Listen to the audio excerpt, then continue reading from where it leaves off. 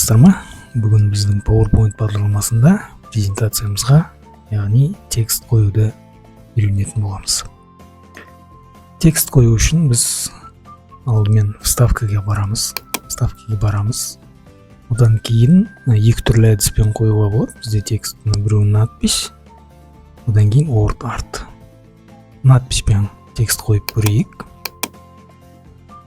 Бос жерге қоясыздар, одан кейін өздеріңіздің тексттеріңізді жазасыздар.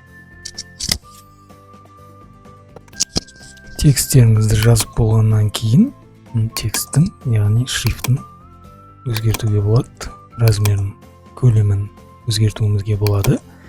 Одан кейін өзімізге қалауымызға қарай түсін өзгертуімізге болады. Одан кейін жирный, курсивный қылып өзгертуімізге болады. Бұл надписпен қойылған текст. Одан кейін бізде тағы бір текст қоятын құрал бар. Ол word art деп аталады. Word артты пайдаланып көрейік.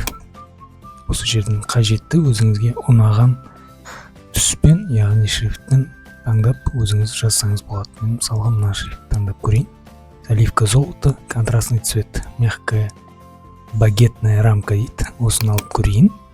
Осы жерге бізге рамкасы, яғни бокс түседі. Осы жерден сөзді өзгертеміз. Дәл жаңағыдай бұл тексттің да біз шрифтін өзгертуімізге болады. Одан кейін размерін келтіре береміз. Дәл осылай біз презентацияларымызға осындай тексттерді қоюымызға болады. Егер осы сіздерге көрсетіп жатқан, яғни PowerPoint-тың мүмкіндіктері сіздерге ұнап жатса, лайк басыңыздар. Міндетті түрде егер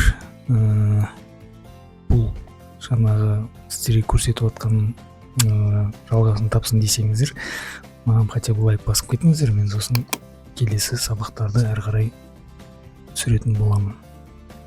Келесі сабақта бізде дәл осындай шрифттарды қай жерден аламыз, яғни PowerPoint-қа қалай орнатамыз, соны көрсететін боламын. Сау болыңыздар, бізбен бірге лайықты ұстаз болуға шақырамын.